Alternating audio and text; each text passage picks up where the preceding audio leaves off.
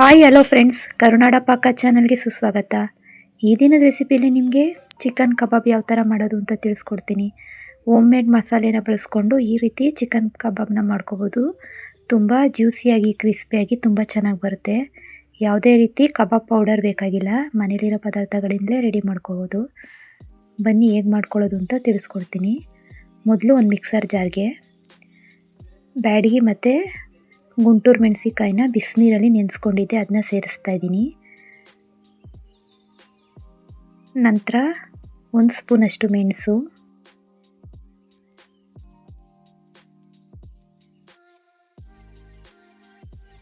ಸ್ವಲ್ಪ ಸೋಂಪನ್ನ ಸೇರಿಸ್ತಾ ಇದ್ದೀನಿ, 1 ಪೀಸಷ್ಟು ಚಕ್ಕೆನ ಸೇರಿಸ್ತಾ ಇದ್ದೀನಿ, ಸ್ವಲ್ಪ ಶುಂಠಿ, 1-2 ಬೆಳ್ಳುಳ್ಳಿನ ಸೇರಿಸ್ತಾ ಇದ್ದೀನಿ. ಇದನ್ನ ಸ್ವಲ್ಪ ನೀರನ್ನ ಸೇರಿಸಿ ಫೈನ್ ಪೇಸ್ಟ್ ಮಾಡ್ಕೋಬೇಕು. ನೋಡಿ, ಇಷ್ಟ ಆದರೆ ಸಾಕು. ನೋಡಿ, ಇಲ್ಲಿ 1/4 kg ಚಿಕನ್ ಇದೆ. ಚಿಕನ್ನ ತೊಳೆದು ತೊಗೊಂಡಿದ್ದೀನಿ. ಇದಕ್ಕೆ ನಾವು ರುಬ್ಕೊಂಡಿದ್ವಲ್ಲ ಮಸಾಲೆ, ಅದನ್ನ ಸೇರಿಸ್ತಾ ಇದ್ದೀನಿ. ನಂತರ ಒಂದು 5 ಸ್ಪೂನಷ್ಟು ಕಾರ್ನ್ಫ್ಲೋರ್ನ ಸೇರಿಸ್ತಾ ಇದ್ದೀನಿ.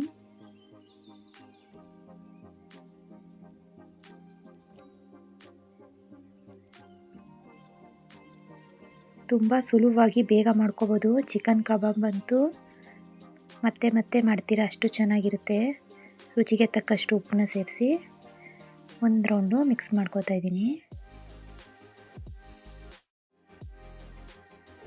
ಇದಕ್ಕೆ ಯಾವುದೇ ರೀತಿ ಆರ್ಟಿಫಿಷಿಯಲ್ ಮಸಾಲೆಗಳು ಹೊರಗಡೆ ತಂದು ಹಾಕಿಲ್ಲ, ಮನೇಲಿರೋ ಪದಾರ್ಥಗಳಿಂದಲೇ ಸುಲಭವಾಗಿ ರೆಡಿ ಮಾಡ್ಕೋಬೋದು. ಈಗ ಇದಕ್ಕೆ 1 ಮೊಟ್ಟೆನ ಕಟ್ ಮಾಡಿ ಸೇರಿಸ್ತಾ ಇದ್ದೀನಿ. ನಂತರ 2 ಸ್ಪೂನಷ್ಟು ಮೊಸರನ್ನ ಸೇರಿಸ್ತಾ ಇದ್ದೀನಿ.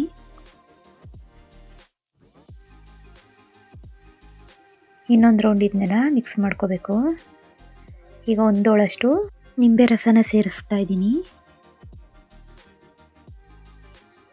1 ರೌಂಡು ಎಲ್ಲನೂ ಮಿಕ್ಸ್ ಮಾಡ್ಕೋಬೇಕು. ನೋಡಿ, ಇದೆಲ್ಲ ಮಿಕ್ಸ್ ಆಗಿದೆ. ಇದನ್ನ ಒಂದು ಅರ್ಧದಿಂದ 3/4 ಗಂಟೆ ಮ್ಯಾರಿನೇಟ್ ಮಾಡೋಕ್ಕೆ ಇಡಬೇಕು. ಫ್ರೀಜರಲ್ಲಿ ಇಡ್ತಾ ಇದ್ದೀನಿ ಮ್ಯಾರಿನೇಟ್ ಮಾಡೋಕ್ಕೆ. ನೋಡಿ, ಮ್ಯಾರಿನೇಟ್ ಆಗಿದೆ. ಈಗ ಎಣ್ಣೆ ಬಿಸಿಗಿಟ್ಟು ಎಲ್ಲ ಕಬಾಬ್ಗಳನ್ನ ಬೇಯಿಸ್ಕೋಬೇಕು. ಸ್ವಲ್ಪ ಹೈ ಫ್ಲೇಮಲ್ಲೇ ಬೇಯಿಸ್ಕೋಬೇಕು. ನೋಡಿ, ಇನ್ನೊಂದು ರೌಂಡು ಮಿಕ್ಸ್ ಮಾಡ್ಕೋತಾ ಇದ್ದೀನಿ.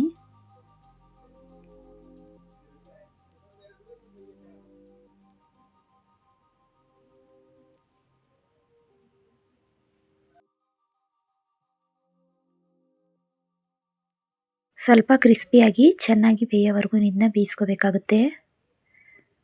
ತುಂಬ ಚೆನ್ನಾಗಿ ಬರುತ್ತೆ ಕಬಾಬು. ನೋಡಿ, ಎಲ್ಲ ಪೀಸಸ್ಗಳನ್ನ ಸೇರಿಸ್ಕೋತಾ ಇದ್ದೀನಿ.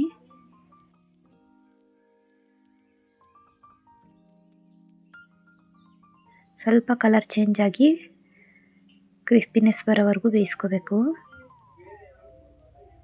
ನೋಡಿ, ಇಷ್ಟ ಆದರೆ ಸಾಕು. ಈಗ ಇದಕ್ಕೆ ಕರಿಬೇವನ್ನ ಸೇರಿಸ್ತಾ ಇದ್ದೀನಿ.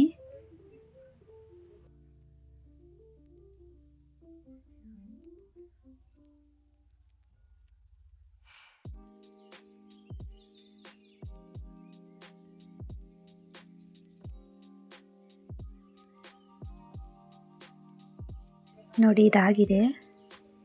ನಮ್ಮ ಈ ರೆಸಿಪಿ ನಿಮಗೆ ಇಷ್ಟ ಆಗಿದೆ ಅಂತ ತಿಳ್ಕೊತೀನಿ. ಇಷ್ಟ ಆದರೆ ಲೈಕ್ ಮಾಡಿ, ಶೇರ್ ಮಾಡಿ, ಕಮೆಂಟ್ ಮಾಡಿ. ಹೊಸ ರೆಸಿಪಿಗಳ ಜೊತೆ ಮತ್ತೆ ಸಿಗೋಣ. Thank you for watching.